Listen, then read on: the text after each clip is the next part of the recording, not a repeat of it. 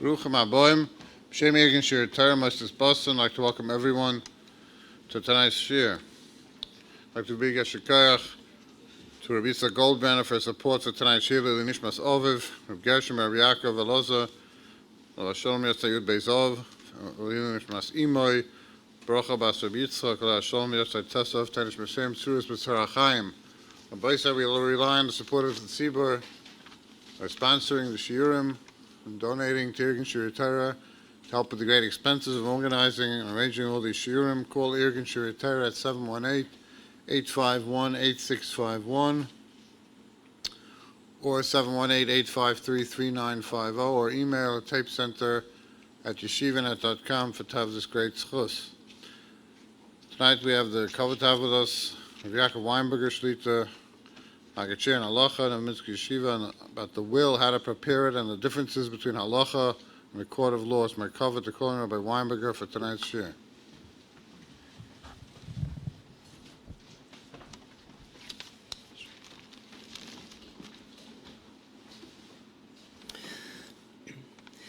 As Hashem Yisburach, I would like to start by thanking and giving my akudas atoiv to the most wonderful organization, Irgun Shir Torah, I'm Moisdes Boston, for giving me this great privilege of being a partner in Abutza Torah and Kiddush Shem Shemayim of this caliber. 3 summers ago, I sat at a shir in Borough Park given by Irgun Shir Torah. The speaker was a Gavriel Zinner, the Mechaber of Sefer Neite Gavriel. He started by saying that it's no coincidence that the Parshas Pinchas, which is the Parsha of Yerusha and Nachla, in most years is in the middle of the 3 weeks. Chazal Masechtas Yoma tell us that Sinas Chinam was the cause of the Charb Mabayis,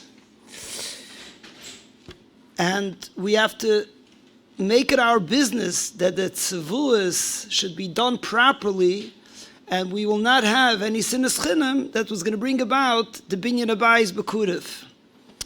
Now, sinas chinam, the word chinam, which simple meaning would mean chinam for no reason. It bothered me. Why is it called chinam? Chinam means for no reason. In most cases, when we have problems of the chalikas hayerusha, it's for money, sometimes big money.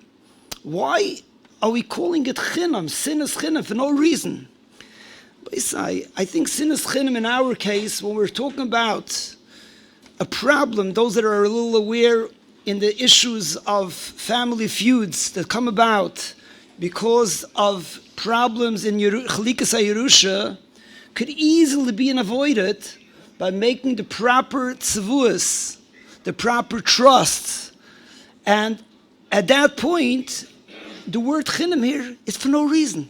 I'm not saying the chinam mean they're fighting for no reason. The fight is for no reason. The feud is for no reason. If there would have been done a little lazy chucham arayas anoilet, we would have been preparing ahead of time, parents, then this would not come about. Now, first of all, a very important akduma to writing a will. It would seem like the heading on the Irgun Shir Torah was about the difference in will. It was a given that people are writing a will. Just the question is, what exactly? Our statistics are that there is a very, very big percent of our community, Haimish community, that are not writing tzevuas, not doing the trusts. And the question is why? The first thing is the Al Tiftach Peh L'Suten, which would mean that why talk about such things? Al Tiftach Peh. The Svurim have to bring down that just like buying a piece of chalk, a piece of a mukam kavira is a zgula for arichas yomim, writing a tzavua is a zgula for arichas yomim. There's another zgula of writing a tzavua. It's a zgula that your children, our children, should be attending each other's simchas. And if you don't write a tzavua, Meklal Henat, the Shemai Lav, how often do we have problems? Now, why don't people write tzevuos. So we said al tiftach peh is not a reason. Some people say, I have nothing what to write about. That's a legitimate answer. What should I write? I have nothing to divide. Okay, I can't. There's nothing for me to contradict that. It's a good reason. Another reason that people say, which we're going to be talking quite a lot about tonight, what are we writing at Tzavua? The Torah already set us an order of Chalika, as we were talking about, Ben, Bas, an order. What am I here to write? Am I here the message is that we have to change the Yerusha Deraisa? Yes, true.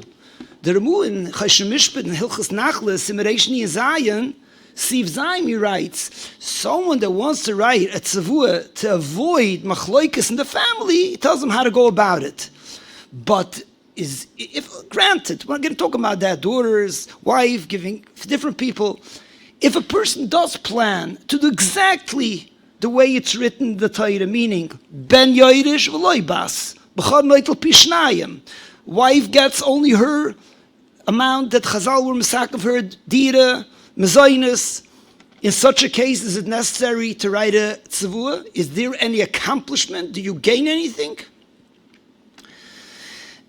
I found the main reason why people do not write a tzavua in the last couple of years that I've been dealing with it, because they feel that writing a tzavua is like putting in stone, meaning it's such an important document. There's certain things that I'm not so clear cut. I'm not sure what to do, so we wait till I'm 100%, then I'll write it. So first fact, every tzavua that's written today is written with all what you want to give, how do you give it, and you end off by saying, B'tnai shaloi achzer. This is intact until I will not change it. If I change it, I have a right to change it. So if a person has an approximate idea that he plans to do, and at that point, he's about to write it, but there's one detail, write it. That detail could always be added and changed, so that's not a good reason of not writing a tzavua, because I'm not yet clear at every detail. What I hear from people saying, if the children are not, their family are not the type, they're mevatrim, they're not the type to fight, you don't need a tzavua. If they are a type that we're going to be fighting about, the tzavua won't help. Is that true? I counter this taina. We know seat belts are very important.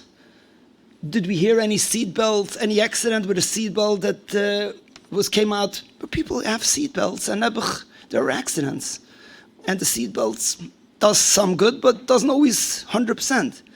No seat belts anymore. The answer is, first of all, we have to do our ishtadlus.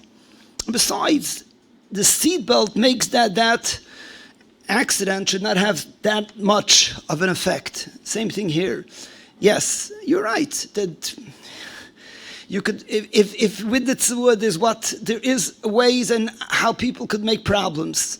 But first, as a parent, we have an obligation. And if we're not talking to everyone that's here a parent, if you're going to be talking to your parents, parents have an obligation to do their ishtadlus.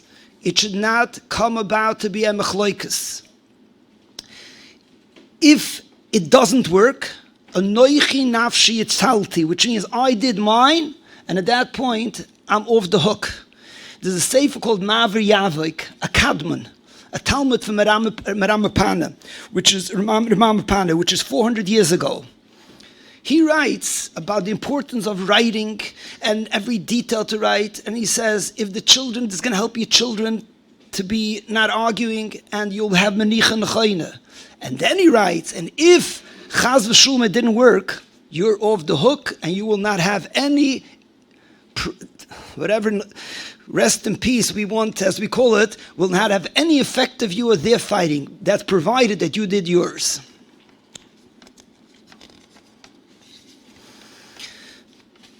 Now, we're talking so many akdumas. Why? Yes, right. Let's get to the point. But I have a different thing. People say that this discussion of having people arguing, children, it's exaggerated. There's 1, 2, 3 Festus stories, And because of those terrible stories, called horror stories, people make a ganze bear out of it, and therefore it doesn't happen so often.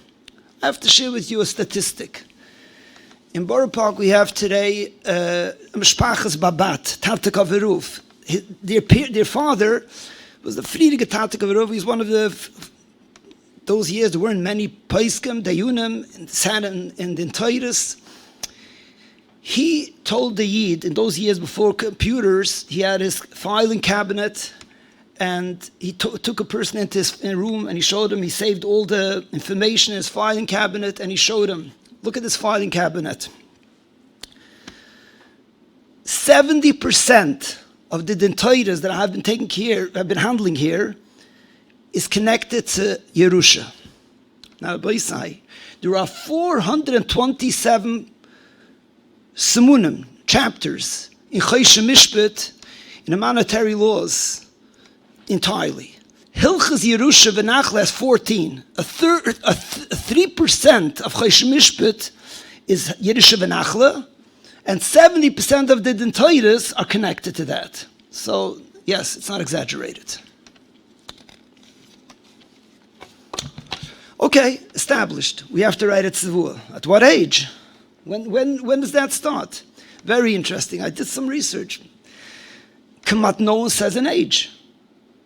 The only one that I came across is the Shloime Klieger. In the middle of his tzivua that he writes, he gives a throw in that he wrote at age 50. So we have a number, age 50. So everyone here would say, okay, Baruch Hashem, life expectancy has gone up. So what should we do if 50 went up? Well, I don't know exactly, but 50 is not the right age compared to Baruch Hashem.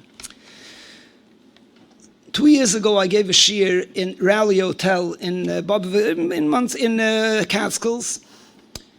The Rav there is Ramat Chashiv. His father is Rav Anna Shiv. He's in Belgium, in Antwerp. There's a Rav Kreisberg. He's talking about Rav Kreisberg Stelle. But that's a Stelle. The Rav is the Masad Kedushin. He is the one in charge of everything and anything. He calls the shots, as they call it. So he told me that his father has a setup. A Yid, I don't know he has the birth certificates, but he's aware. A Yid that turns 60, okay? We moved it. A Yid that turns 60, it's today's day and age.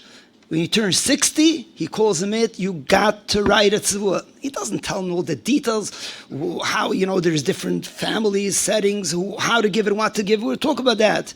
Yes, 60 years is not, what should I tell you? We're holding in a hot kifa now. 60 is not jumping it. It's not too early to ride by 60.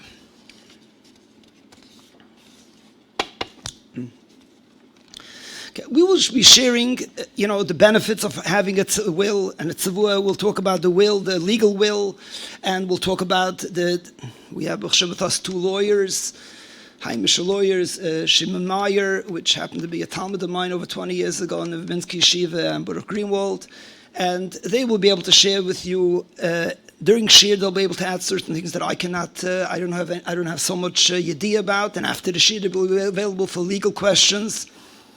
But the benefits and the consequences, meaning the benefits writing a tzivua and the consequence of not writing a tzivua, is after. People say, why? It comes to the point to say, why not? I never met this Yid. There's a Yid, and someone told me about him. There's a Yid in Flatbush, Mr. Kahan. The years he's spending a moedige zach getting people to buy life insurance policy. A moedige zach. Last couple of years, he also went out at another ASIC of people writing tzivuas, which both are wonderful, important things. The only thing is that writing a life insurance policy is not writing. That's money. Of course, to write a tzivua is also money, but the benefits of taking care of it is mind-boggling. Why we have to talk so much about it? The answer is it's simple. People are not aware. There's a certain awarenesses that is lacking. Now it's true that yes. Writing a tzivua does not solve everything. Yes, there is mukim, yesh beroish. There's a place for problems with everything and anything done. And yes, I'm going to make you aware about it. And even though we don't have the solution for it, but being aware about it, sometimes when it comes to it, it's very helpful. And I'll explain myself as I go about. Okay, before I start, I would like to make a disclaimer. I'm not a Rav, I'm a Magachir. And please consult your Rav when it comes to Lamaisa. The lawyers in the part of the law, they are legal lawyers. For that, they are responsible. No disclaimers. Okay, I would like to first make a small outline about the topics we'll be talking about. And the reason is quite simple. First of all, for some people that can hear the outline, they know everything, they don't have to stick around. Why sit around if you know everything? So I'll tell you which things we want to talk about. Besides, we have people have questions. So maybe I'll share with you what we're talking about. They'll be at ease, knowing that we hope Be'ez Hashem to address it. Okay, Shaila number one is Seder, which was on the topic on the zettel for the Shirim. Seder Yerisha in the Torah, within Torah, and in the law. When I say United States law is not right, because New York and New Jersey have different laws, believe it or not, regarding inheritance. Now, people are wondering, why is it important? Why are we, if we have a family of Shomer Torah mitzvahs, and without a tzavua yet, before the tzavua, why do we care why, if the law tells us one way and we have it Seder Yerisha? We'll see, it's very important. We'll see why it's important, even if you don't plan to change it. Next Shaila. This morning I sat with a younger man. He's writing a tzavua, and we were talking about the ins and outs, the pros, the cons, the issues. So he tells me that he gives a throw at me. This morning I had it. Why not give away during my lifetime? In other words, the advantage is quite obvious. I want to give this daughter, this son, this whatever. I'll give it in my lifetime. And at that point, I'll save the couple of dollars that I have to take care of the lawyers with the tzavua writers. Besides that, children won't know from each other. We'll see. I'm talking if someone has big money and is enough to give it in lifetime and leave for yourself, that's not our discussion. We're talking the regular person that has panusa and he's going to give away in his lifetime his savings. We'll see. Chazal tell us not to do that. The next question that people wonder, and it is a good shaila. Mi paskenen kibbud of aim is noyig la'acha misa, meaning all the things we do, mechabed the parents. So people wonder, why are we so busy writing a good halacha with a will, with a tzavua? The father tells the children exactly what he wants, clear. And no tzavua, no nothing. We know what he wants. Is that suffice? Would that be enough? Does that cover all the bases? Meaning, if the father lets everyone know what he wants, he didn't write anything in writing. He didn't make kinyunim, as we'll talk about. And the next problem is, which is not something we could go into detail, because Irgun Shira Teire gave me the schus in Borough Park to give last year and 2 years ago the possibility to talk about this topic. So the first year I spoke about, Be'ez Hashem was speaking tonight.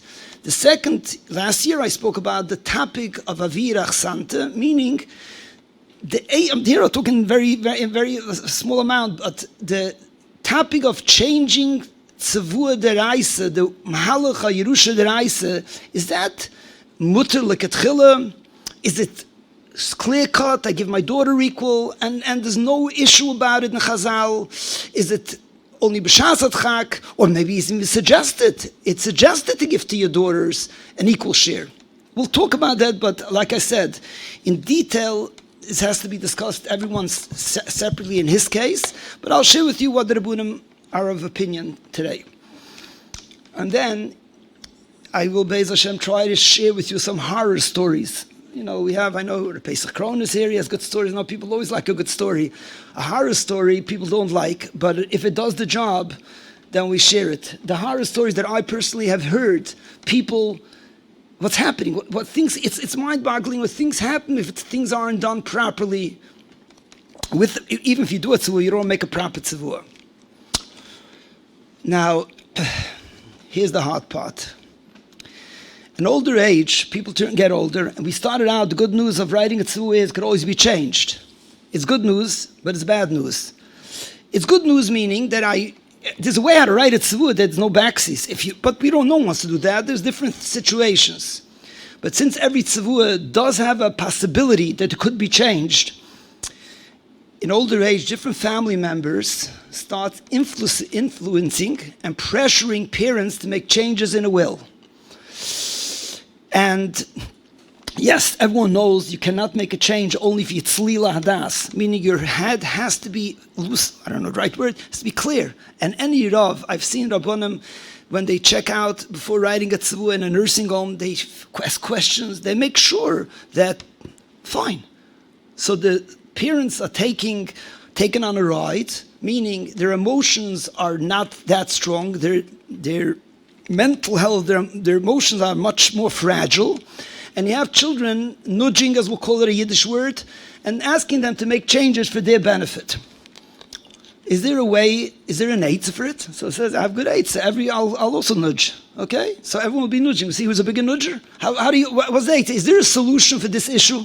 And we'll talk about it, there are too many families when they stand up from a shiva. I personally know a story that's happened 2 years ago, but the good news is that last week, I think the end of the story is coming to an end. Certain family had a certain setup in a equal split the Yerusha. At an older age, one of the children went to move in to the father. He was fully there.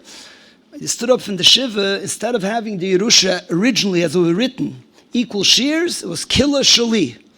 The one that he lived by took his father to of course the father did it with his own goodwill. Yeah, he had a choice. If he wouldn't sign what the son wanted to, then he would have ended up not getting Cheerios tomorrow for breakfast because he was living with him. Now, it's quite obvious the families, it's a terrible thing that happened. Of course, why is it terrible? That's what the father wanted. So what do you mean it's terrible? The father wanted it. Okay, give me 5 minutes and I'll want what I'm telling him to do. At any rate, I heard Sklener Rebbe's eingesinnt from Borough Park was approached. He seems like he knows some family members, and he said it never went to Besna, it was just mamish back and forth. He said, it's not important to give a name, take a shulish, a third person, he happens to be a Talmud Chacham, a businessman, and commit yourself to what he says, and don't, fine, it was wrong, right? As of last week, I heard that they committed themselves, and they heard, and hopefully they're going to listen. Okay, I got off the topic a little.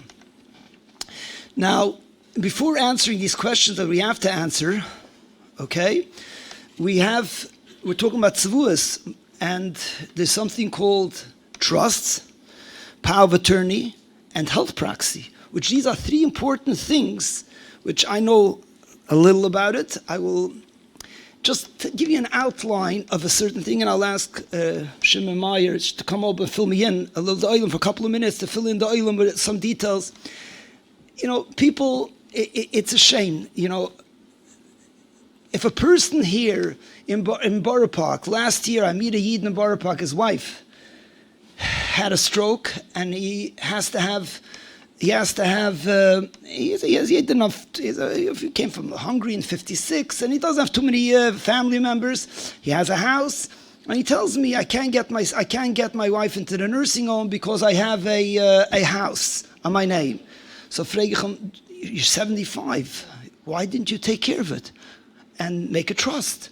Because no one told me. No one told you? So I said, no one told you? Yes. By side, making a trust, this is legal as legal could come. The explanation how it works, I'll have. But this should be done. How could such a thing happen that he should not have his farmeganus, that he works his lifetime, go back to Uncle Sam? Because instead of having Medicaid to take him to go, should not be able to have the ability to get legally because no one told him. Power of attorney. Everyone knows it comes of an age that you can't make a decision. You have farmeganus. If you don't take care of giving over power of attorney, it's not happening. Health proxy. You go to, especially today. you don't go into the hospital that often. They wonder who's the one who calls the shots. You need a health proxy. I'm going to continue with the answer. I'll ask of Shimon Meyer, Shimon, just to come off and just explain a little about the trusts. How about it goes about what are the trusts accomplish, and then we'll continue. Okay. And after Shir, you'll be able to ask more questions. Okay, Shalom, I'm not going to take much time. I'm not the speaker here. And we're available afterwards, Baruch Greenwald, my partner, and myself, to answer any questions. But, a trust is a little more complicated than to explain in a minute, but it's a way of giving over control to children, b'chaim, in a way that all a person's assets are protected. I think the details of that we'll be happy to talk about, but it's a little long. Power of attorney is very simple. Who can sign my name for me for financial transactions if I can't do it myself? Unfortunately, you get people and they say, somebody's ill, somebody's this, and I say, okay, but can somebody sign for them? Is there a power of attorney? And sometimes the answer is yes, and very often the answer is no. And then you get into an issue because if you don't have a power of attorney, nobody can get access to their stuff. The bank is not going to talk to the kids just because it's my father. The bank is not going to give access to a wife just because it's my husband. It doesn't happen. In a healthcare proxy, I know Rabbi Weinberger said it's important that the hospital wants to know. Just to stress also the organization's Chaim Aruchim stresses very much that people should have halachic healthcare proxies, which are very clear that decisions need to be made al pi halacha. The forms are available for free on their website. You don't need a lawyer to do them. And I don't know this firsthand, but there are Haskanim that said that there were people now during COVID that only were able to get treatment because they had a halachic healthcare proxy that basically says that halacha and the Torah values of what life is followed.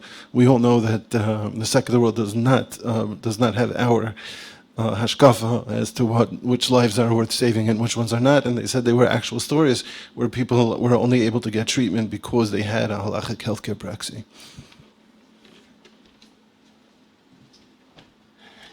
Thank you, Shkoyach. Okay, I'm going to start now by sharing the Olam facts that big Talmidei Chacham that are not Oisik in the Sigya, it surprises them. And again, it's not Hilchas Shabbos that we learn on a steady basis, therefore it's no tinus why they don't know about it, but it's very important to know it. Medin Torah. First, what difference does it make? We'll get to. Din Torah, if the father departs from the Welt, the 120, the Ben Yoirish V'loi Bas. The son gets everything, the sons, the daughters get nothing. Of course, they get mezainis. If they're of underage, they get money, they need money to get married, but we're not trying to explain why the Torah did it. It's not fair. Chas v'shulm, the Torah doesn't need our eskuma. I just happened to heard ones that say that if everyone would go with this mahalach, at the end of the day, it would be very fair. Every family, the son gets. Meaning, and ends up that the men get as much as the ladies, because the men get everything. If this thing, my wife's doesn't get, her brothers get it, but their wives doesn't get it. So it's not negeo to explain the logic and what's the fairness shabai. That's the halacha. In the law, a daughter gets equal share. Midin Torah, a bechar gets pishnayim. In the legal, there's no such thing. A stepchild that's adopted in law gets an equal share as a regular child. In the Torah, it's a wonderful thing to adopt children and bring them up, but Gabi Yerusha gets nothing. That chelik, I'll share with you again. How do I hear stories? People bring me stories. They know I have to share with the Olam. 3 weeks ago, a Maisa Shoyu, a Yid passed away. A Yid passed away, him and his wife. They had a son and a daughter. The son passed away 25 years ago. The daughter had the parents in their house taking care of them for the last, I don't know, taking care, but they were there for the last 20 years. The son had a bunch of children, grandchildren, and they would be wonderful visitors. They came to visit the parents and say, hello, goodbye, under the same Kim Shakon Lilif to do the mitzvah, do the mitzvah. Now that the parents were nifter, there's no shaila in halacha. The Yarshim are the grandchildren. The daughter that 20 years was metapel with her parents, the biggest Mesiras Nefesh, got 0. The grandchildren make it better. Even if the son left over only daughters, the granddaughters get everything and the daughter gets nothing. Because the son is the Yairish, he's not here. His Yerisha goes to his children, of course to his sons first. If he has no sons, the daughter gets it. Include halacha. Next halacha. A Yid, when he's nifter, his wife, besides getting the ksuba, which is mezainis, dira, refia, ksuba, but part of the nechusim, nothing. In the New York law, the wife, the spouse gets half, the children split the rest. The other way around. When the wife is nifter, the husband gets everything, children get nothing. When in the law, the spouse gets half, the husband gets half, and the children split it. And it's going to be important for us to know that this is the Seder Yerusha. Okay. Now,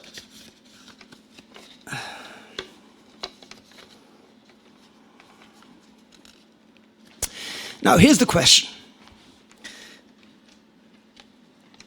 The daughter gets nothing. Okay, no questions asked. Good. Chak. It's not a chak, but let's call it a chak. And we're not handling here with now. One thing is quite obvious. If you're handling, some of the children are secular or they might challenge it in court. Of course, you need to have a tzavua, because if you go to court, there's a different guidelines as in Bezdin. But all the children go to Bezdin. You have a house and written on the parent's name. Let's say what trust wasn't made yet. It was written on the parent's name. The father was nifter, the mother was nifter. And we have to get the children, which in the law says children share it equally. Now that the children are lefaneini, the daughters say that we're not Yarshim. No problem. They have no problem. They're not forcing the daughters to get it. But they need one thing, signature. We sign off our share. A sign, a signature, autograph. Are the daughters, they're not asking for Yerusha, are the daughters mechiyev to sign that document? Could they charge money for autograph? Well, we did a lot of things to get autographs. I don't know which age are we holding it. An autograph is something. Now, the place Kamadan, starting 300 years ago, the Marit, Marie Bossan, they were done. Some said, "What is this? Is a shuvas aveida. The son can't get the house. You're not the Irish. Just sign. This is mekayfen amid dam." Lemaisa, there are a lot. I'm not saying most. Place Kamar's opinion. The daughter's got to be constant. Has to be mefasher. We have to make a pshura with her. We have to make him happy. Some place can say give her 10% of what a boy, not the 10% total, of what a share of a boy. It's all complicated. The way I say, again, the point here, it's a wonderful thing to go to Bezdin, not to court, but it's even more wonderful not to go to Bezdin either, to avoid it. Because it's very hard when a family goes to Bezdin and fighting it out, especially with some te'anim, playing it dirty, as they call it, and at that point, they leave Bezdin, and then everything, even they can accept the psak to be shula me Yisrael. It's not so simple. Why does it have to come about that a Yida wants to give his daughter nothing? But it's right or wrong is not our issue. Why in the world could he not write a document that the son is the Irish, not my daughter? I love my daughters, but I just want to stick to the Torah. At that point, what he gained was that there's no Bezdin, no din Torah. Because the signature, you don't need any more signatures. So for that itself, just to avoid getting the daughter's signature, it's worthwhile. Again, I didn't say don't give for your daughter. We're going to get to that. But if you decided not to give for your daughter, document it. And at that point, you don't need any din Torahs.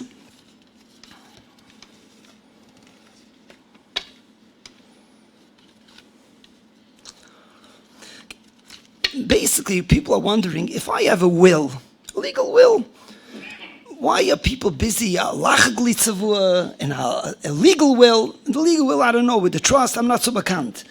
Most poskim are of the opinion that a legal will, meaning that a person, even though I just told you the guidelines of the government regarding without a will, but if a person shows up in court, or whatever, in court, he goes with a lawyer and documents, or notarizes, I want my son to get everything, my daughter to get everything, whatever he wants. It's a free-for-all.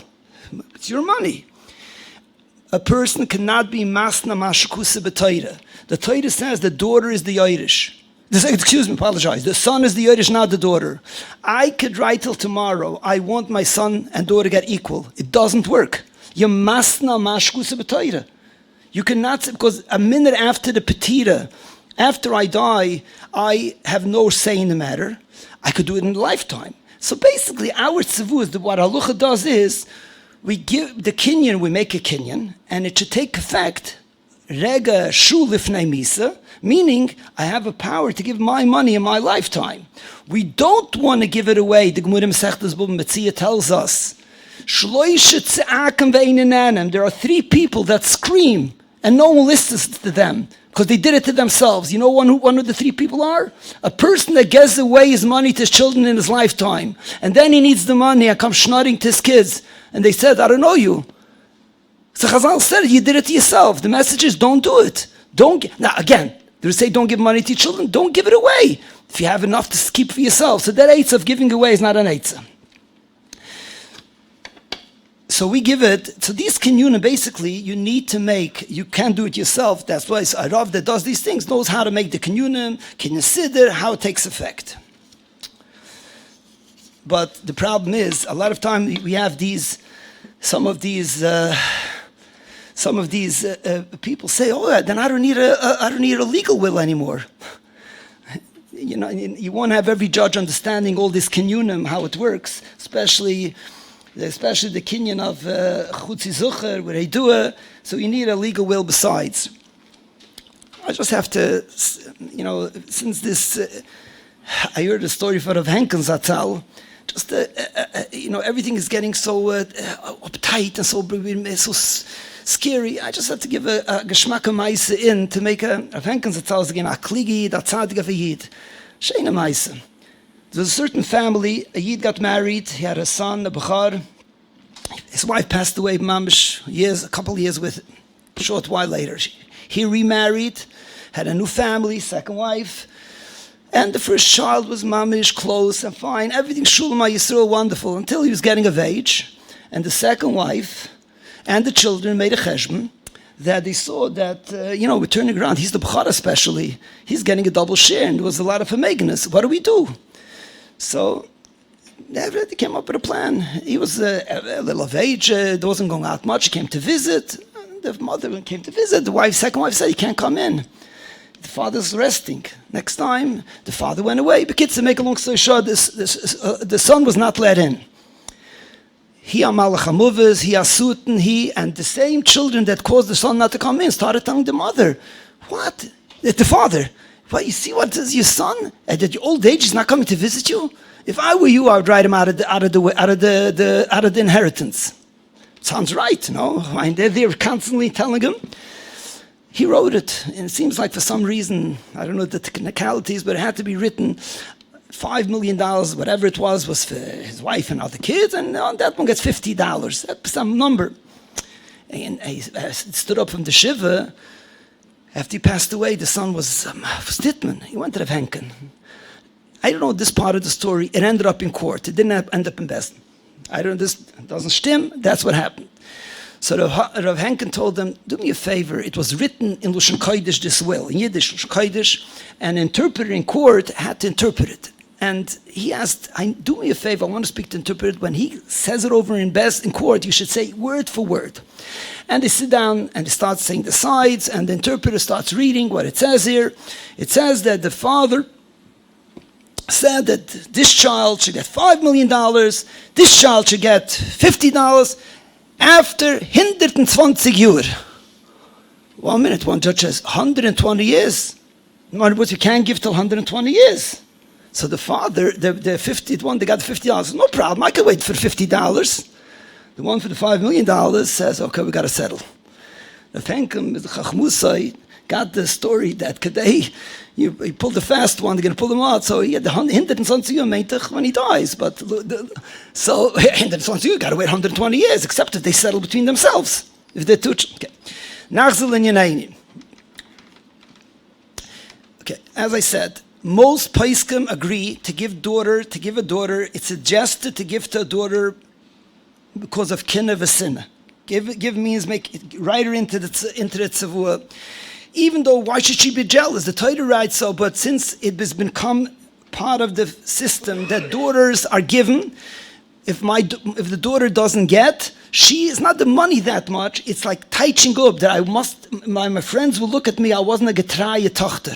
So it's very personal that they take it. Even people of means want to get the fathers for Meganus simply to show that I was a good daughter. And besides, there's a big asik of the daughters taking care. The Tzemach Tzedek in Shiva Mem Beis, the Chabad leader, someone asked him there, he has a son and a daughter, he wants to give his daughter 2/3 of the house and 1/3 for the son. And he writes, why? I'm of age, I have to move in. I want to move into my daughter because I feel more comfortable than my son. Is that called, usually it's one thing you give for the daughter more?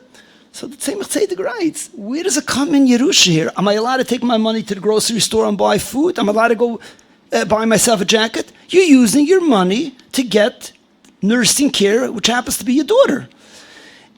The Paiskim say that if I give my daughter, and that's going to cause her to take care of me, or she did take care of me, that is not like I'm going against the Torah. I'm using my money to have an ability to be taken care of. Quality of life. That will help. Now, but when we're talking, that's daughter compares to son, which the Torah didn't give it. Then you want to give. The real sticky problem starts with giving sons bigger shares than each other. This son of mine is the next Rabbi Yashiv. He's such a good bedar. I have to give money, I have to give more than anyone else. The other son is such a uni ve'evyain. So it's simple. My other children will understand why I gave him more. It says, Lo'olam al yeshana. It doesn't say al yeshana with the b'mnoi. It says Lo'olam. Lo'olam means even with a good reason. Now, of course, if you have a udam gudel gizi das kuma that you should give and could give, it's one thing. On your own, b'derech klal, should take it for granted. You do not start making selectias, giving this son more, this son. Now, if you say the other children will understand, fine. So if you have all the children will agree that since he's such a bal chayv, therefore it makes sense to give him, and they all agree, then there's no problem. But if you're not ready to share it with the others in your lifetime, obviously, it's not so simple. That everyone knows, but I still have to bring it up. Second marriage has to be addressed finances. If a person, a lady, everyone, the lady, but a man as well, if a lady remarries and she has nechusim, her own, I'm not talking about nechusim that she is using from her husband. Very important zach. When a yid dies, as we said, and there was no tzavua, or there was a tzavua giving the sons. In our circles, b'derech klal, while the mother's alive, we don't take away the nechusim. We let her have it. What happens if the mother, which she's not the balabus, starts giving moitzes? She starts giving son, einiklach, and start not nickels and dimes, big money. So I saw in the Chiva, mind myself while I'm talking who I saw it, he brings down of harfenis, that it's geneva v'gzeila for the mother to give money, and do not take your mother to court, the bezdin. Tell the makabla matuna, the one that got the matuna, is that they should give it right back, because the mother has no right to give it. Wishful thinking, it's going to work. They'll give it right back, yeah? Okay, so the shal is, how do we take care? That's an issue, how to take care, so fine. So leave your wife something that she should be able to give matunas, if you want her that she should be able to give handouts for chasanas. But the second marriage, if a person remarries and she has her own money, taka, if it's not addressed, giving to the children with tzavuas, with kinyunim, with trust, what happens is she remarries. Older people, we don't know who passes on first. If she passes on, minat Torah, every nickel of hers belongs to the second husband. He passes on all the money that she had goes to his children. It's no big problem. It has to be taken care of. The other way around, is not a problem. Because if the husband goes and doesn't write it over, his wife is not Yoidishim. Fine. But what happens if the children are ready, want to sue in court, and in court the wife gets 50%, so it has to be addressed as well. Here's the horror stories that we promised you. Again, this is a story that it shouldn't happen, but a Yid had 5 children. He bought 4 houses for each, a house for each child. It wasn't a big oisher. One child, which he happens to be the closest to, he didn't buy a house. Technically, he had a deed that worked out fine. It was never addressed. Noch the 120 year passes on. So what's the luch and what's in court? No shaila. That house is split in 5. That son, he couldn't understand. I spoke to that son personally. He just didn't get it. My father bought 4 houses to each child. You know why my father didn't write a tzivua? He knows it was simple math. You have 5 children, you bought 4 houses, each one a house, and I was as close, if not more, than anyone else, so this house is mine. There's nothing, so and every nickel that you spend for a lawyer and a dayan, and this is a waste of money. It's no shaila. The whole thing is simple, split in 5. I imagine the father really had that in mind. I think so, I would imagine so, knowing the father. Write it down. Document it. Make a tzavua. The Moshe Sternbach has a tshiva. Very tshiva zanug is very schwierige problem. A Yid, in his lifetime, for tax purposes, wrote a couple of his houses, commercial buildings, on his daughter's name. No tzavua, after 120 years, the sons said, no tzavua, kill a shuli. The daughter says, I don't need a tzavua, I have the house. I need it. So the son Tainus, what do you mean? That was Avricha Nakse. He only did it for tax purposes. Yes, no, maybe. Again, this is if a person, let's make, I can tell you another story. This Indian of having houses on others' names is very, besides everything should go fine. 2 years ago, I had a Yidden man in Muncie asked me if he could meet with me. I know people call me, they want some advice. I never came, after I heard the story, it seems like I came for a brucha, that I should give him a brucha, because there was nothing what to do. 4 sons with a daughter, and the 4 sons, the father was a minimum Panusiyid, he had a house, and the sons, after the Shivas, decided to give to tell the sister good news, that they're sharing with her, sharing the house with her equally, on their own. They could do what they want. The father couldn't get a mortgage, for whatever reason. No, you don't need the different. Didn't. So the daughter, which was of means, agreed to have the house on her name. And now the daughter started laughing. What do you mean the house? Which house are you giving me a fifth of? That house that I let the Tati live there for free, rent free. So we have a house. So he asked me, is there an eitzah? Says I give you. First I asked him, do you have any documents that your father paid the mortgage every month at least? Whatever. Anyone, I don't know if it should be on. Anyone that has a house on their house on others' name, it has to be addressed. I don't know exactly with lawyers. It has to be addressed. A Yid in Kensington called me a couple of months ago. I should help him write a tzivua. So the first thing is, before writing tzivua, I want to know what money is. I don't write tzivuas, by the way. I just help him with ideas. So I want to know. So I asked him, what do you have? So he has a house. So my first question was, whose house is and whose name is it? My brother that passed away.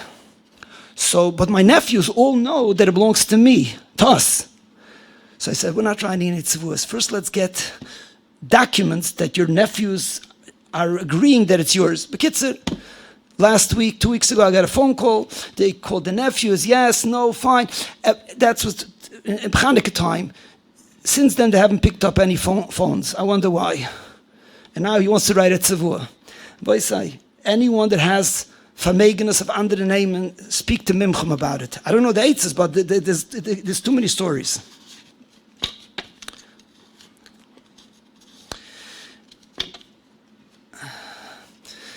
I just bring across the point that Rabbi Yaakov Weinberger from Choyne Ruah brings in a sefer. Very interesting to what extent this goes. A Yid was nifter, he left no tzavua. So the son gets everything, the daughter gets nothing. The son, not knowing, gave the sister a shear. The son-in-law, which was a Talmud Chacham, knew that it doesn't belong to him. So he's asking Rabbi Chil Tober, someone puts money in your pocket, thinking that it's his pocket. You got to tell him, the $100 bill doesn't belong to me. He got $500,000 from his brother. She got, the brother-in-law and the wife, thinking that that money belongs to whom? To her. I'm going to tell her. I'm ready to take it. But halachically, it doesn't belong to me. Is he mechiv to tell her? I'm not going to pass now. There's a lot of details. Pashtus, yes. Okay? Just...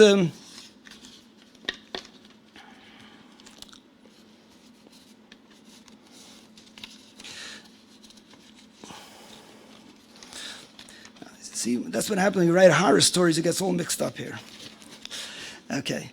Okay. What I do want to really... Okay. What I do want to talk about, I have my 8 minutes. 10 o'clock, we're done? Okay? Could go over time? No. Okay. With stories, you can hear. Okay. What I do want to share with the Olam, yes, we had to hear, it has to have some connection to the situation that we're handling now with the COVID. Yes. I didn't look to connect it because it's quite connected.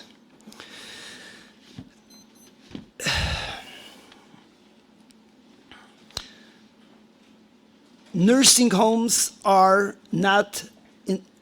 a vacancy. And the reason why nursing homes have a vacancy, I don't know who is handling or listening, is not because so many people nebuch or nifter. Yeah, that's one reason. There's another reason.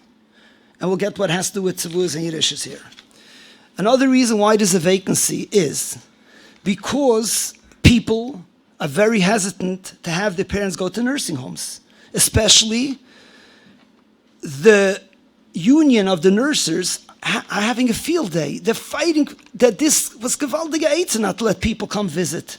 It's a free-for-all. Till now, in the Heim, which medicine did you give? We were on top of them. We took care. And we did good. We meant good. We did good.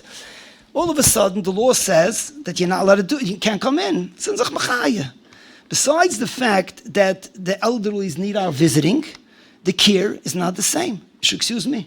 That's what people think, at least. So here, the basic is that people are starting to keep parents more at home than putting in a nursing home. I heard Chaim Kanevsky was once approached. I saw the Sha'ale Chiefs Anugas and my Sternbach as well.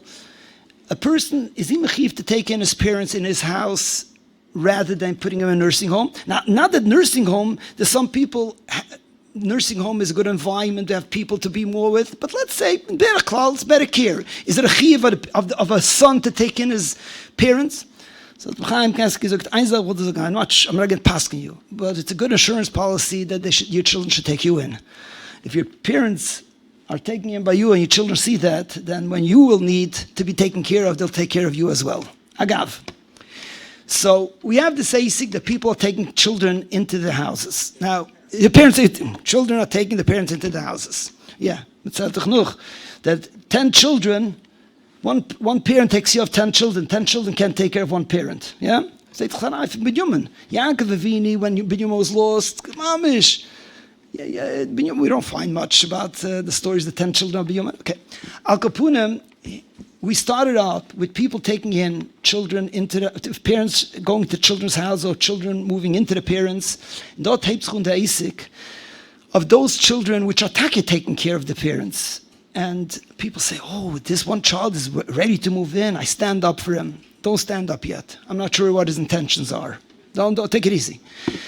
We have too many stories when people move in, what happens. And sometimes they feel it's legit.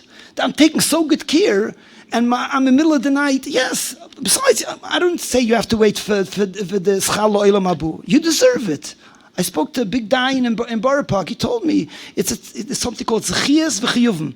When a person takes care, he has chiyuvim, he has obligations to take care of his parents, and that gives him a right to get zechiyas. But the question is how much? Now, we need, in such cases, when these things happen, we need something called a shulish, a third person.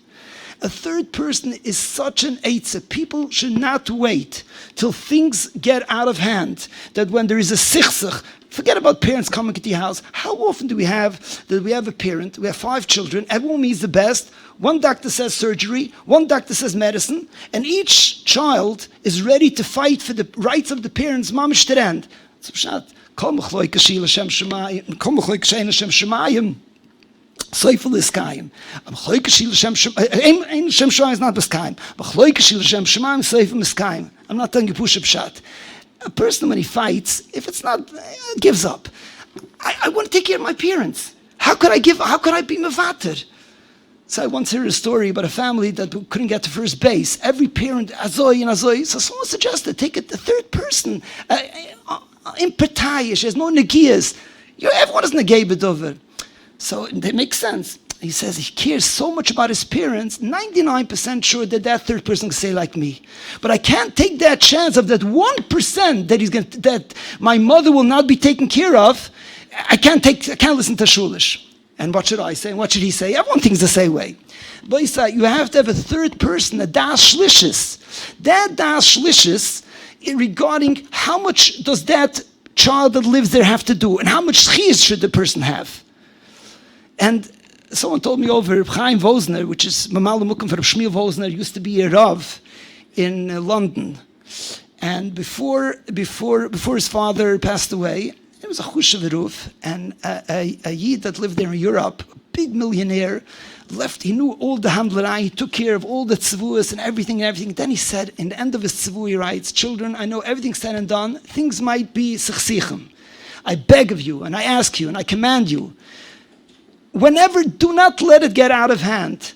Go to the Chaim Wozner, and he knew him, and fight it out in front of him. And whatever he says, let it go. The son of there's a family of 12 children.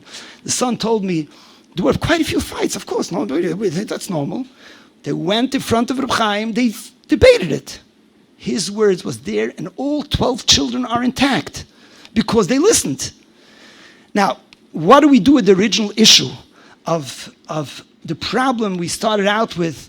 If children start playing around with the tzivuas of the parents, the good news is that I'm out of time, so I don't have an answer. Even if I would have time, I still don't have an answer for that. But being aware that such a thing could happen is a halbi yeshia. Meaning, the awareness of people playing around with the parents, schlepping them to change tzivuas to add, is something that shouldn't happen and could happen, and has to be addressed. I want to be Messiah with a Maisa, with the Kol Arya, which was a famous Rav in Hungary, and he was a big chassid of the San Zeruf de Chaim. One year he came to the San Zeruf after Pesach, and he told the San Zeruf, this year he had in Pesach, one after another, how complicated halacha shaylos. And a Rav is ready to paskin, but no one's interested in chumras, if it could be makel, and it was a chiddush to him. So San Zeruf asked him, tell me, did you learn Hilchas Pesach properly this year? So the Kol Arya said, I'll tell you the truth. Every year before Pesach, I chazer over all of Hilchas Pesach. This year, due to different halamidim and everything, I didn't do it. And San Zeruf told him, Hilchas Pesach a tevega for dir. I wanted you to learn. You didn't learn it on the job. You didn't learn it before the job. You had to learn it on the job. Beisai, we spoke so much about these haluchas and about these vekichim. Hopefully, we'll be yoitze by learning that, and Beis Hashem, it should not be negeya. Thank you for listening. Shem Egen Shir Torah, Mr. Boston, Rabbi Yaakov Weinberger, to the inspiring shir. Beisai, if anyone's having a sichsuch and a tzavah, and the simple eitzah and the pshar is to sponsor a shir against your Torah, donate money, and the 2 lawyers who came, Shimshon Meyer and Baruch Grunwald, are available for advice after shir, after Marav. There's Marav, yes, right after. Or in the lobby, whatever. We'd like to give a shir to Rabbi Yaakov Weinberger for sports of tonight's shir, and Nishmas Oviv, Gershon Rabbi Yaakov Weinberger, and Imoy Brocha Bas Rabbi Yitzchak Leima Sholem, Tenish Hashem, Shurutz HaChaim. Rabbi Yitzchak has a great source of sponsoring a shir. Call Irgun Shir Torah at 718-851-8651. or 718-853-3950, or email tapecenter@yeshivanet.com. Meshkech Tov for coming. Chananya ben Akash, Emor Sakarish Baruch Lezakes, as Yisrael Afigi Hibon and Torah Mitzvahs. Shnem Adonai Chofetz Mantzis Yagdul Torah V'Yadeh. Yagdul V'Yizkad Ishmei Rabbo. Malchut V'Yas Mekoni V'Kara Mashiach. Chayei, and the Meir B'Chayet Chobeit Yisrael Ba'Gol, Uzman Kodev V'Mromei.